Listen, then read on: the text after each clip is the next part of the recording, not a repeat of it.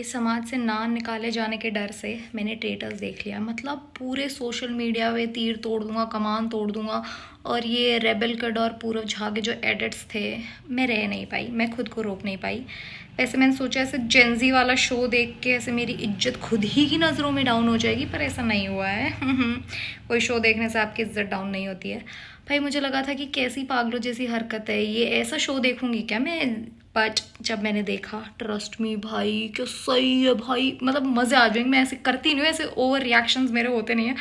But अगर तुम्हारे पास है एक दिन का वक्त और तुम अपना वक्त बर्बाद करना चाहते हो तो देख लो, क्योंकि अब तो फिनाले भी आ चुका है, सारी चीज़ें। मैं वैसे बहुत इम्पेशंस वाली वो हूँ इंसान, मेरे में पेशेंस ज़ीरो है। मैं एक एक एपिसोड का वेट इतना लंबा नहीं कर सकती। अगर मेरे को कुछ देखना है ऐसे सट सट सट सारे एपिसोड सारे सीज़न एक साथ दिखा दो, मैं बैठ के देख लूँगी। ये काले घेरे इसी चीज़ का नतीजा है भाई। मैं बहुत बेसब्री इंसान हूँ, एक साथ ही देखना रहता है मुझे सब। तो सारा फिनाले ख़त्म होने के बाद मैंने देखना चालू किया था।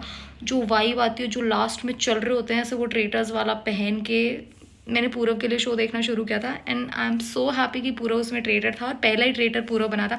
राज कुंद्रा भाई कुछ नहीं करा उसने। और वो जो एलनाज थी, बस वो सिर्फ मुझे शक्ल की सुंदर लगी और ओवर कॉन्फिडेंट थी, बस बोलती बहुत ज़्यादा थी। ठीक है, अब सबके फैंस होते हैं, सबके एडिट सब बनाते हैं, मेरा पर्सनल ओपिनियन है।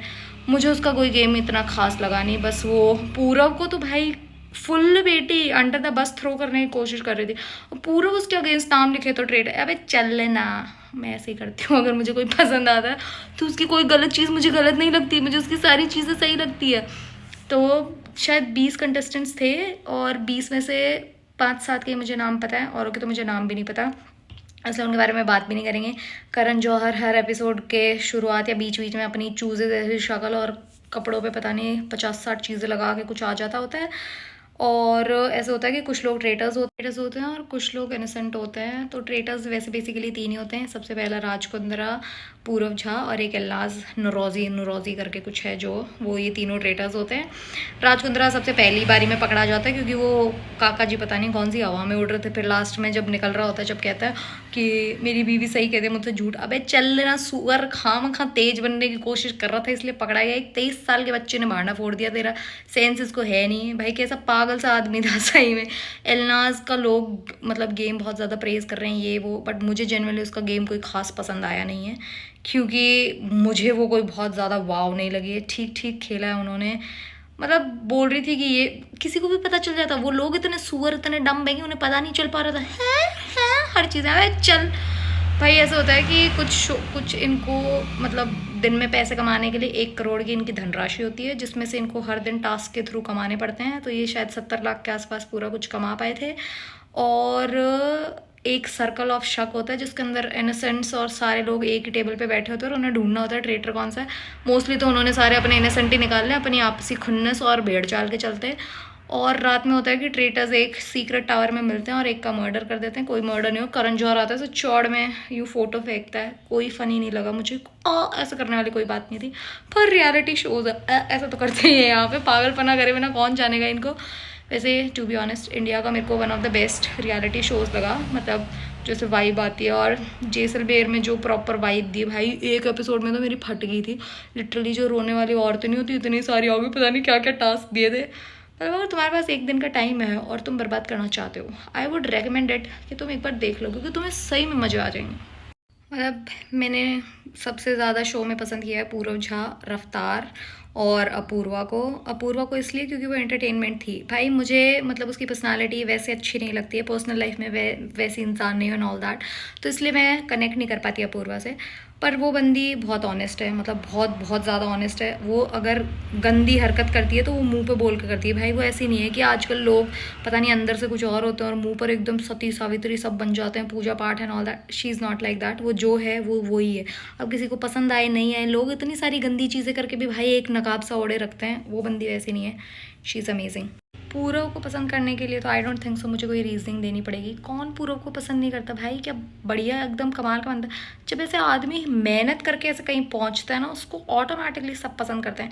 ये जो इतने दिन जो लड़कियां चल रही थी ना कि 6 फुट के लड़के पसंद है, भाई 5 फुटिया लड़का क्या एडिट्स बन रहे भाई, सब लड़कियों का ऐसे फेवरेट हो चुका है। अब अचानक से सबका नेशनल क्रश। दुनिया ऐसी ऐसी बदलती है, टेंशन मत लिया करो, किसी के ब्यूटी स्टैंडर्ड्स में मत फंसो तुम।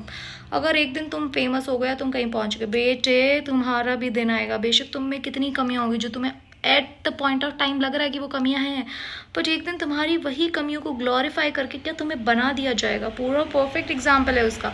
और मुझे रफ्तार की वन लाइनर्स बहुत ज़्यादा पसंद है। बेसिकली शो तो देखना मैंने शुरू इसलिए करा था, तीर तोड़ दूंगा कमान तोड़ दूंगा, वो जो एक बहुत फेमस सा था, मुझे याद नहीं है बट लास्ट की लाइन याद है कि मैंने ज़ुबान दी थी, मैं रफ्तार हूँ, मैंने ज़ुबान दी थी, अगर मैं ट्रेटर होता तो मैं अपना काम छोड़ देता। सो या अमेजिंग। बेचारे रफ्तार को निकाल दिया, खामगा सूफी बावला सा कुछ करा भी नहीं उसने। लोग अब फैंस तो अब सबके एडिट्स अच्छे खासे बनाएंगे ही, बट अगर तुम्हें देखना है तो सबसे बेस्ट गेम खेला है पूरब ने मेरे हिसाब से। नहीं मतलब मुझे लगता है कि मैं सही हूँ, मुझे लगता है, मुझे आप लोग गलत बोल सकते हो कि हाँ है, बट मुझे नहीं लगता कि मेरी ऑडियंस में मोस्टली लोगों ने देखा भी होगा, बहुत कम लोगों ने देखा होगा। Guys please do watch it. मुझे कोई पैसा नहीं दे रहा बट तुम्हें मज़े आ जाएंगे। और मेरे मन में भरी पड़ी थी ये चीज़ें, मुझे निकालना था, मुझे बात करनी थी किसी से और कोई मुझसे बात कर नहीं रहा है। मेरी एक दोस्त मुझसे बात कर करके थक चुकी है इस टॉपिक पे, इसलिए मैंने तुम्हें बता दी। Thank you for watching. Time निकाल के ट्रेटर्स देख लेना, तुम्हें मज़े आएंगे। अब ऐसे मन कर रहा है काश ऐसे मैं भी होती, वो उड़ के जा रही होती। ओह वाओ, मैं भी ऐसे वो उड़ के जा रही होती, ऐसे मेरा मन कर जाता है ऐसी चीज़ें देखते।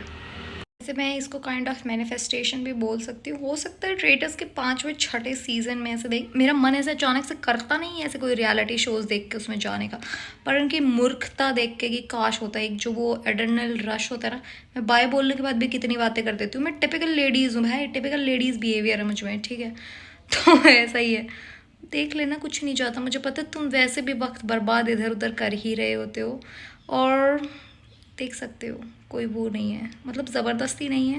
कुछ कमेंट्स में ऐसे मेरे साथ थोड़ा बहुत डिस्कशन हो जाएगा, मेरा टाइम पास हो जाएगा मस्त कि वाह लोग मेरी बातें सुन रहे हैं, लोग एक्चुअली तवज्जो दे रहे हैं मेरी बातों को। मैं देख चुकी हूँ और अब मैं ऑब्सेस्ड हूँ पूरब झा से कुछ दिनों के लिए। ऐसा ही होता है मेरे साथ। Okay, thank you for watching, subscribe for more, bye.